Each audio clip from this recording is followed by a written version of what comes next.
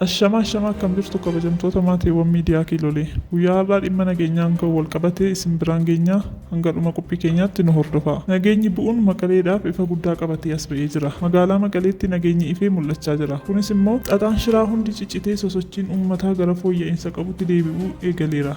Jaalalli mo'aadha yommuu jedhamu waanuma salphaa nutti fakkaata. Shirri garee shira xaxaniin xamee uummata akka gaachanaatti itti fayyadamuun gara waraanaatti osoo hin galamnee kun hundi hin uumamu ture. Amma kan mo'ate Itoophiyaan irree ishee jabeeffattee wanta dirqamatti ta'e ofirraa kaasuun shira TPLF uummata Tigraay irraa kan qolatte. Magaalaa Maqaleetti xiqqoodhumatti adeemsa jiruun adeemsi nageenyaa argamaa jira. Kana yommuu jedhu midhaan nyaataa xaafiin 16,000 ture gara 7,000tti gad bu'eera. Mokorooniin kiiloo 25 4,500 ture gara 2,000tti gad bu'ee jira. Qamadii mootummaan dhiyeessu 9,000 irraa gara 4,000tti gad bu'eera. Hundumaa dursa immoo uummatni Tigraay keessumatti daa'immanii fi maanguddoonni sagalee dhukaasaa osoo hin dhagahin oolanii buluu jalqabanii jiru. Haa ta'u malee diiyaasporaan Tigraay nyaatni osoo cituu fi osoo hin hojjetin aayiskiriimii muuxachaa jireenya mijataa jiraachaa nageenya uummata sanaa hin barbaadnu jechuun waliigaltee nageenyaa mormaa jiru. Ammallee kana sana osoo jedhuu dirree irra gangalachuun lubbuu lammii nagaa uummata Tigraay irratti qoosaa jira. Waraana irraa homtuu akka hin argamne waliigalteen nageenyaa waliin mallatteeffamee bule haalli jireenya uummata Tigraay jijjiirama guddaa agarsiisuu eegaleera. Uummanni Tigraayis kan barbaadu nageenya.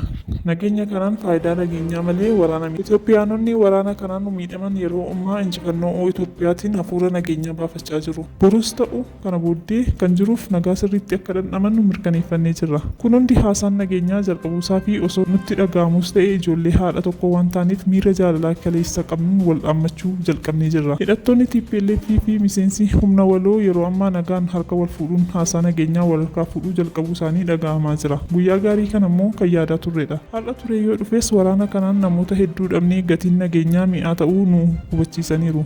Kun immoo borii keenyaaf irra jireessa isaa nageenya akka yaadnuuf nageenyaaf harka akka diriirsinu obboleewwan keenyas deebisnee akka ofitti qabnuuf nageenya isa duraa sanatti akka deebinuuf karaa kan banudha. Rakkinni keenya yaadolee badiisa ta'anii malee dhala namaa waliin miti. Dhalli namaa akka namaatti karaa gaarii ilaaluu yoo eegale karaan inni jibbu hin jiraatu. Daldaltoonni badii ta'an balleessaa isaanii irraa yoo hin deebine seenaa badaa keessatti yaadatamaa jiraatu. Gatii nageenyaa waan hin beekneefis nagaa osuma hawwanii dhaabbitti hafu. Dhugaadhumatti adeemsa nageenyaaf godhamaa jiru xiqqoo biyya keenya boriif gara tokkummaa isheetti deebisuun isaa daandii guddaadha. Waantotni diinonni Itoophiyaa diinonni nageenyaa fi waraana warreen hawwan erga balballi itti cufamee guutummaa Itoophiyaa maraaf nageenyi ni ta'a. Balbala nama hundumaa irraas guddinni fi ifni badhaadhinaa ni argama. Kabajni warra nageenya nutti uwwisanii wareegaman gootota keenyaaf haa ta'u. Dhaggeeffattoota keenyaa guyyaa har'aaf kan qabanne asuma irratti golomnaa turtii gaarii qabaadhaa jechaa laayik sheer sabskiraayib gochuun dagatinaa galatoomaa.